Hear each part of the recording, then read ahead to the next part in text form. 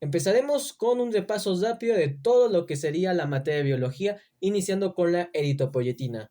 Lo que sea el cuestionario lo descarté ya que todos estos conceptos los iremos viendo en el segundo tema de la energía y bueno, también aquí. ¿Qué es la eritropoyetina y cuál es la función en el cuerpo humano? Pues bueno, es una glicoproteína y hormona que el organismo humano produce naturalmente en los riñones. A respuesta de la hipoxia, el cuerpo cuando detecta que falta oxígeno, produce esta hormona para aumentar la eritropoiesis. ¿Qué es la eritropoiesis? Pues simplemente el origen de los eritrocitos, que son aquellos que pues transportan el oxígeno. Estimulada cuando es necesario aumentar los niveles de hematíes. ¿Qué beneficios concede el consumo de EPO en los atletas de alto rendimiento? Pues bueno, si estimula la formación de hematíes, pues la tasa de hemoglobina, es decir, incrementa el oxígeno, por lo tanto hay una mayor eficiencia en el trabajo y reduce la fatiga e incrementa la resistencia. ¿Y por qué reduce la fatiga el incremento del oxígeno? Pues ahorita lo vamos a ver. La genética con la eritropoyetina exógena, pues bueno, con que la eritropoyetina se encuentra de forma natural del riñón, gracias a la ingeniería genética, pues hemos logrado sintetizarla al igual que un montón de investigaciones otros campos con el tratamiento de la insuficiencia renal crónica con pacientes con hemodiálisis. Es decir, no solamente es una sustancia dopante, que sustancia dopante significa simplemente cualquier sustancia que mejora el rendimiento deportivo, sino que también se ven otros campos a lo que sea el tratamiento clínico. ¿Por qué se considera una sustancia dopante? Pues por lo mismo. Al ser deportes aeróbicos, el propio incremento del oxígeno y sus consecuencias da ventaja en el rendimiento. ¿Qué puede ocurrir cuando el porcentaje de eritrocitos es muy alto o de 45 a 60 en el torrente sanguíneo?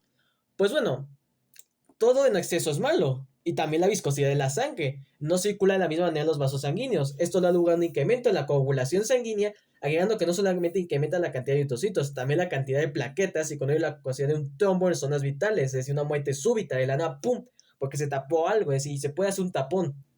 ¿Y qué relación tiene con el metabolismo? Y justamente esta relación con el metabolismo tiene que ver con la eficiencia de este.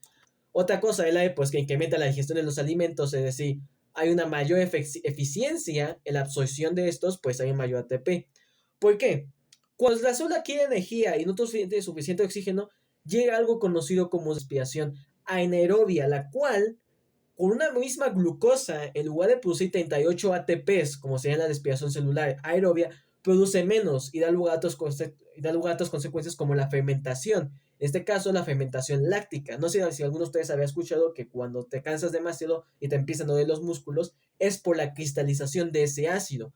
Por lo tanto, es menos eficiente el uso de la glucosa. Es por ello que si tenemos la suficiente cantidad de glucosa y un montón de oxígeno, nunca vamos a llegar a ese estadio de cansancio donde cambia el proceso de la formación de ATP. Aquí tenemos un resumen de todo. Incrementa el EPO, que es la hormona, incrementa los glóbulos rojos, incrementa el oxígeno en sangre porque hay una hemoglobina cuaternaria, que se tiene, recordemos que el grupo hemo tiene que ver con un hierro, que justamente es donde se pega el oxígeno, incrementa la síntesis de ATP. Y bueno, como dato curioso, el cerebro, el músculo y el hígado son donde tienen más mitocondrias. Sin embargo, el músculo puede llegar a tener 3 veces la cantidad de mitocondrias. Atletas de alto rendimiento, si cortamos o checamos parte de sus músculos, veremos que vaya, la cantidad de mitocondrias es excesiva. Y pues bueno, esta es una introducción a todo lo que sería el tema de energía. ¿Qué es la energía? Bueno, a nivel físico, que ya hemos visto varias veces la misma respuesta, la capacidad que tiene un sistema o un cuerpo para realizar un trabajo, es decir, W, que significa work, y producir cambios en ello, se mide en joules, pues ya es pesco joule, y trabajo simplemente se requiere al desplazamiento en base a una fuerza, es decir, energía es igual a fuerza por distancia, es decir, newton por metro. Y en biología, pues la capacidad de hacer funcionar las cosas o que ocurran cambios en ellos. Y en este caso vamos a hablar de la célula. Tipos de energía, lo hemos escuchado un montón de veces, potencial y cinética. Energía potencial, la energía almacenada que posee un sistema en su reserva. Algunos ejemplos sería la semilla, es decir, el embrión de la semilla que tiene almidón. Algunos ejemplos más particulares de la energía potencial son la química, que se almacena en los enlaces, la eléctrica, que se almacena en la pila, o de posición, como un clavadista, o por ejemplo un péndulo que se va moviendo y el momento que llega a su altura máxima el péndulo, esa es la energía potencial y luego poco a poco, mientras va decudiendo el péndulo, se vuelve energía cinética, luego potencial, también sería por ejemplo un resorte, cuando está oscilando, pues salta, sube energía potencial cinética, y por lo tanto estas dos suman algo conocido como energía mecánica, es decir, la energía no se crea ni se destruye, solo se transforma, por lo tanto, estas siempre van a estar intercambiándose. La energía cinética, por su parte, es la energía que da movimiento, se asocia a la velocidad de acción o de acción. Entonces, la erupción volcánica, el mismo Atleta, el xilema, es decir, la savia bruta, reacciones excináticas redox, reacciones químicas. Algunos ejemplos serían la lumínica en base a los fotones, el movimiento la calorífica, es decir, las moléculas, que este es resultado de la energía química, si se dan cuenta. La eléctrica es de luz, también la misma energía eléctrica pues está en ambos lados, en el momento que ya se aplica pues ya tenemos, y la mecánica que era la de posición, si nos damos cuenta simplemente se transforman. Por lo tanto, para esto de la energía existe la rama de la física conocida como la termodinámica. Para ello tenemos los sistemas. Un sistema es la parte del universo que se aísla para su estudio y está integrado por un conjunto de elementos o componentes que interactúan entre sí. Por ejemplo, el mismo sistema solar, una plancha, el foco, el ser humano y cada uno de sus sistemas. Es decir, ya veremos que cada ser vivo es un tipo de sistema. La parte de una flor como la hoja, las células en fecundación, es decir, los espermatozoides y óvulos también por su cuenta. Es decir, interactúan con el medio. Un sistema puede ser la suma de otros sistemas. Por ejemplo, el sistema solar es un conjunto de sistemas. El cuerpo humano también es un conjunto de sistemas. Y para estudiar cada uno tenemos los tipos de sistemas. Los aislados, los cerrados y los abiertos. Los aislados son aquellos donde no hay intercambio de energía o materia y estos no existen como tal. Son más a nivel de función teórica, hipotética y experimental. Nunca veremos un sistema aislado empíricamente. Tenemos el cerrado, que hay un intercambio de energía, pero no de materia. Por ejemplo, teníamos la Coca-Cola o el termo. Y los abiertos, donde hay un intercambio de energía y materia con el medio. Es decir, en este caso, nada más había intercambio de energía o no de materia, o intercambio de materia pero no de energía, es decir, no sabía de ambos. En este vamos a ver intercambio de todo y se da con el medio, es decir, el mismo ambiente. Es decir, medio ambiente es decir, pues repetir dos veces la misma frase. Ejemplos, la célula, que pues utiliza el espacio intercelular para obtener sus nutrientes, la misma Coca-Cola abierta. El huevo de una gallina, pues hay un intercambio entre CO2 y oxígeno, con el intercambio de los embriones. Con el embrión también el embrión de una semilla. Todos los ecosistemas de la Tierra son sistemas abiertos. La mayoría de los sistemas son abiertos. Es decir, digamos que el único sistema aislado o el unión de los sistemas o el conjunto universal de todo sería el propio universo. El único sistema aislado y pues donde interactúan todos los sistemas abiertos que hay y puede haber. Pero bueno, eso ya meterse mucho en física y hipótesis teóricas que no tienen nada que ver con la materia. Así que mejor pasemos a lo siguiente, que sería las leyes de la termodinámica a nivel biológico. La ley de conservación de la energía. La energía no se crea ni se destruye, solo se transforma. Un ejemplo, la fotosíntesis. Energía luminosa del sol, esa fotosíntesis se transforma en energía química, que es la glucosa, que esta al romperse forma la respiración celular, que se forma en energía metabólica ATP. La segunda ley, la entropía. La cantidad total de entropía del universo aumenta constantemente. Esto lo vemos con la teoría del caos, con las teorías del fin del universo.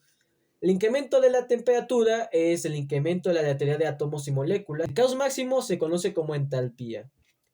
Aquí lo que pasa es que mientras que el universo es un caos, los seres vivos tienen ahí en contra de esta segunda ley, conocido como homeostasis. Tenemos todos sus sistemas, los organismos, los órganos, la defensa, la aleatoriedad. Todos estos procesos van en contra de la entropía. Es decir, estamos en una constante lucha. Metabolismo. Conjunto de todas las reacciones químicas que producen las células vivas, catalizadas por enzimas y que tienen por objetivo la obtención de energía para sustentar las diferentes funciones de los seres vivos. En sí, tenemos un ciclo entre el catabolismo, es decir, la catálisis, que es derivar, catalia, que significa derivar, y lisis significa separación. Por lo tanto, pues es conjunto del proceso donde las moléculas complejas son degradadas a las más simples. Las proteínas se vuelven aminoácidos, no, los polisacáridos se vuelven monosacáridos. Las grasas se separan en sus cadenas de ácidos grasos, etc. El ejemplo es la glucólisis, la respiración celular y la fermentación. Y como diría nuestra buena frase de Bills, antes de la creación, viene la destrucción. Y anabolismo, que significa sobre, pues la evaluación o síntesis de moléculas complejas a partir de las moléculas simples. Sin embargo, el catabolismo va a crear energía. El anabolismo consume energía. Fotosíntesis, quimiosíntesis, síntesis de proteínas, toda la palabra síntesis. Esto está relacionado con la energía libre de Higgs, que es la única forma significativa de energía útil, porque gran parte de la energía se libera en forma de calor, la cual no es usada para realizar trabajo. Es decir, la célula es un sistema muy complejo, pero no alcanza la perfección al 100%. Y la energía libre de Gibbs se conoce como la diferencia de energía que existe entre los reactivos y productos. La reacción catabólica, el resultado va a ser negativo, porque los productos van a tener más energía que los reactivos. Por lo tanto, se va a obtener energía y se va a conocer como reacción exorgónica. Esto está volteado, no le hagan caso. En el caso de la anabólica, se va a absorber la energía, por lo tanto nuestro resultado de Higgs va a ser positivo. Es una reacción endergónica. Aquí tenemos un diagrama, que es lo que habíamos dicho anteriormente. Aquí tenemos la glucólisis. En este caso, esta línea de aquí se refiere a la espontaneidad. ¿Qué es la espontaneidad? Pues la capacidad que tienen las reacciones, y no necesariamente tiene que ser que al momento, pues, se forme.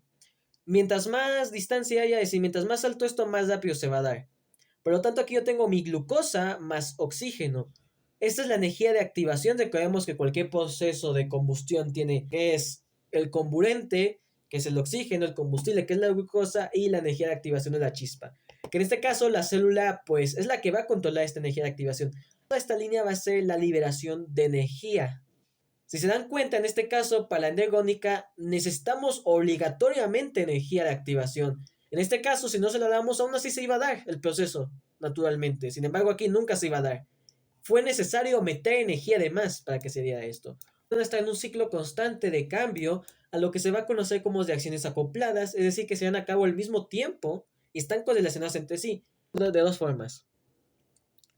Por los intermediarios energéticos, es decir, las moléculas energéticas, que en este caso la más importante es el ATP, adenosín trifosfato, el cual va a estar en un ciclo entre el ADP y el ATP, y los transportadores de electrones. Ya después, más adelante, veremos qué hace cada uno. Nosotros vemos aquí, a la hora de liberar energía, es decir, de quitarle a un ATP un grupo fosfato, es decir, la energía química que teníamos, la energía ya de mecánica, de nuevo en energía química de enlace, es decir, ADP más un grupo fosfato, pues nuestra energía libre de Higgs será 7.3 kilocalorías mol, es decir, positiva. Por lo tanto, para que se dé lo contrario, hay que meter energía. Bueno, vamos con los transportadores de electrones. Forma reducida del NAD+, dicotamina adenina nucleótido, recupera la energía de la oxidación del glucosa en la glucólisis y el ciclo de Krebs para sintetizar ATP.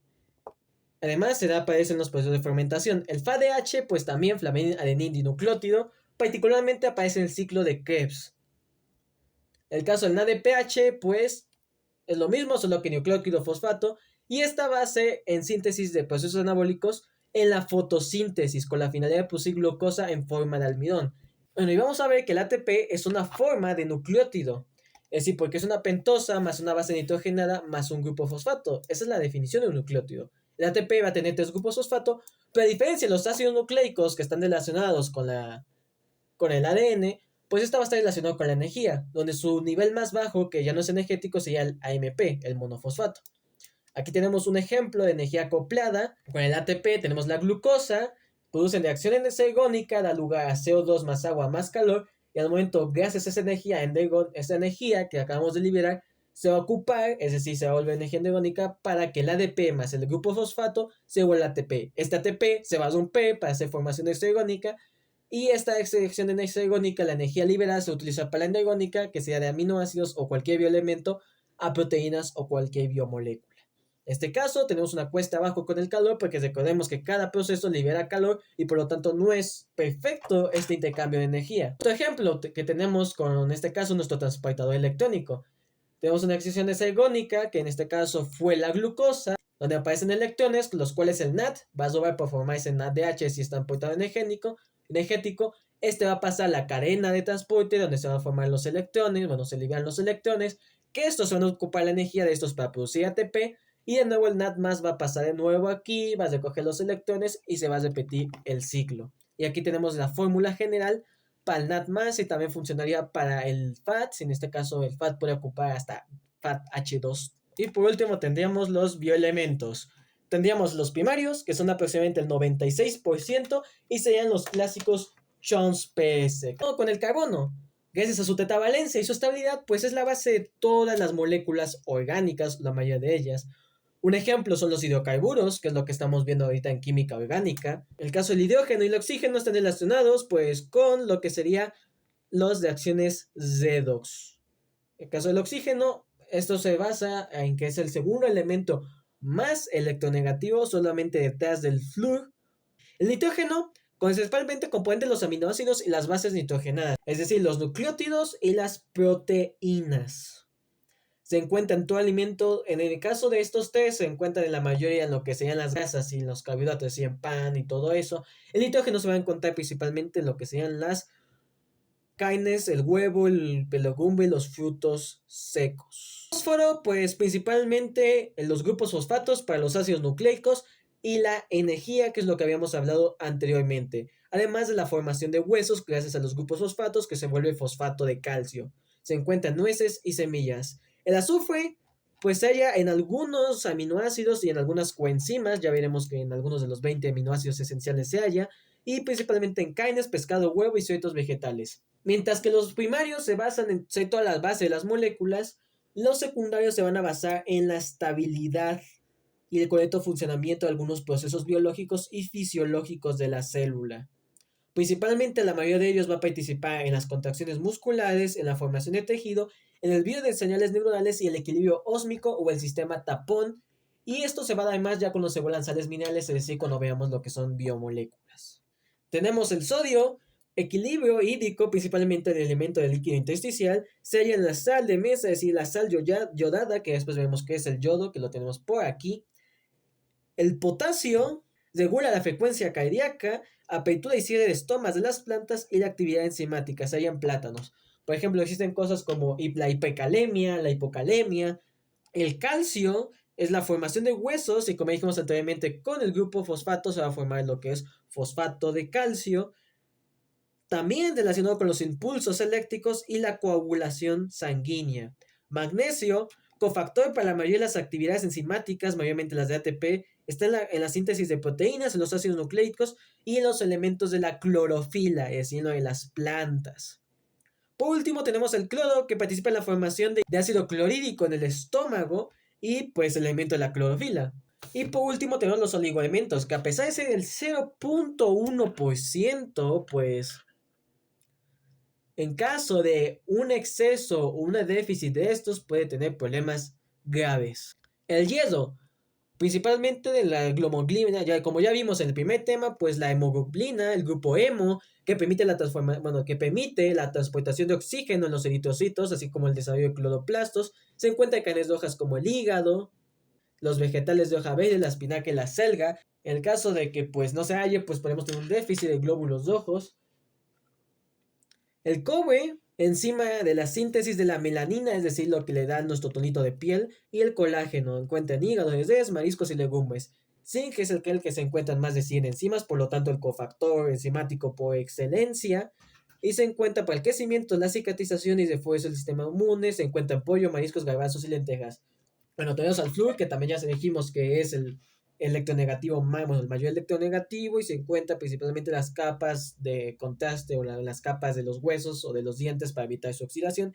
Y por último tendríamos al yodo, producción de todas las hormonas tiroideas y catalizadores de acciones. Su déficit puede ser grave ya que sean enfermedades como el bocio, donde hay un crecimiento irregular de las glándulas tiroideas, puede ser causa de hipotiroidismo, donde sus síntomas serían la fatiga, la somnolencia, el estreñimiento y la debilidad, o también ataque de un hipertiroidismo, que hay una pérdida de peso, una taquicardia, sudoración, infertilidad, diarrea y mucho apetito. También tenemos el cretinismo, el déficit permanente en el desarrollo físico y psíquico, que va acompañado de deformaciones y retraso, y esto se da a causa de la falta de yodo en la etapa fetal del niño. Y pues bueno, esto sería un resumen bien rápido de todo lo que sería lo de biología, así que gracias por su atención y nos vemos. Hasta la próxima.